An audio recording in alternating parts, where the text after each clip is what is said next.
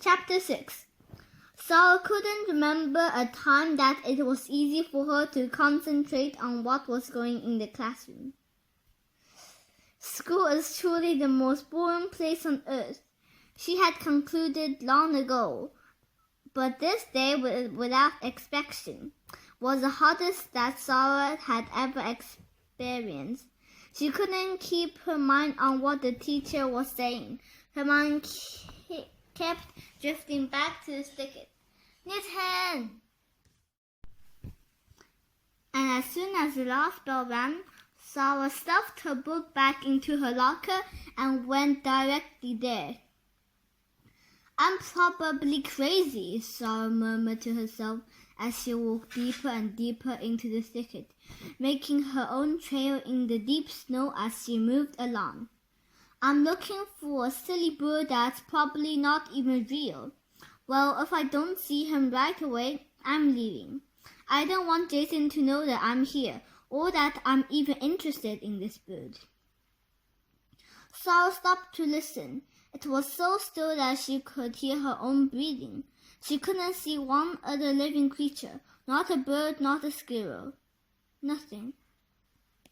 In fact, if it was not the tracks that Sara and Jason and the dog had left there yesterday, Sara might have thought she was indeed the only one alive on the planet.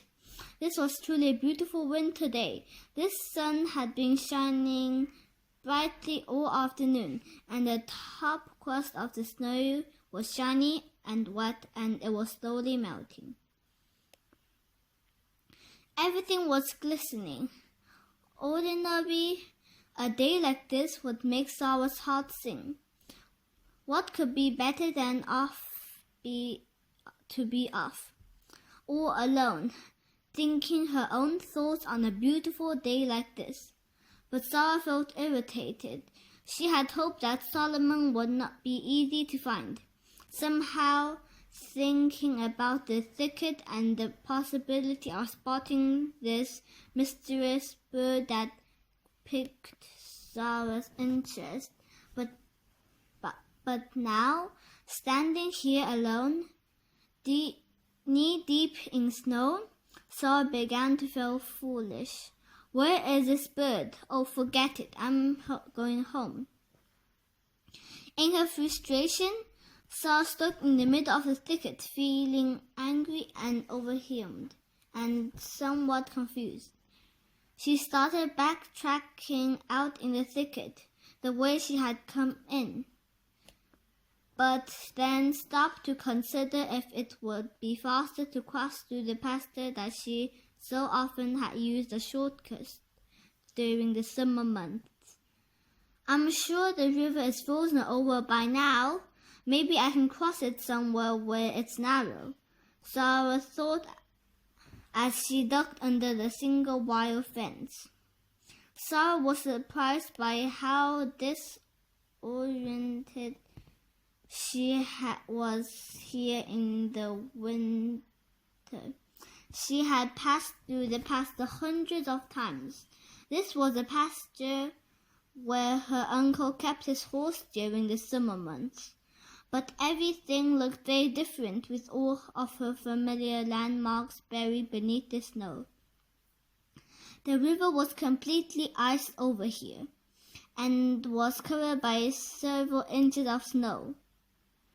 Sara stopped, trying to remember where the narrowest point was, and then she felt the ice giving way beneath her feet. And before she knew it, she was flat on her back on the very tentative ice, with cold water quickly soaking through her clothes. Sara flashed back to the amazing ride this river had given her before, and for a moment she felt real panic, imagining a repeat of that ride, but in this freezing cold water, being carried downstream to a frozen death. Have you forgotten that you cannot drown? A kind voice spoke from somewhere over, Sara said. Who's there? Sara asked, looking all around staring up into the bare trees, squinting from the glare of the sun that was glistening and reflecting off the snow-covered everything around her. Whoever you are, why don't you help me out of here? Sara thought, as she lay on the cracking ice, frightened that any movement might cause the ice to give way beneath her. The ice will hold you. Just roll over onto your knees and crawl over here, her mysterious friend said. So, without looking up, Sara rolled over onto her stomach, and ever so slowly she pulled herself up onto her knees. And then, gingerly, she began crawling in the direction of the voice. Sara was in no mood for conversation. Not now. She was wet and very cold, and really mad at herself for doing something so stupid. What she was most interested in right now was getting home and changing before anyone else came home and caught her in her telltale clothes. I've got to go, Sara said, squinting into the sun in the direction of whomever she had been talking to.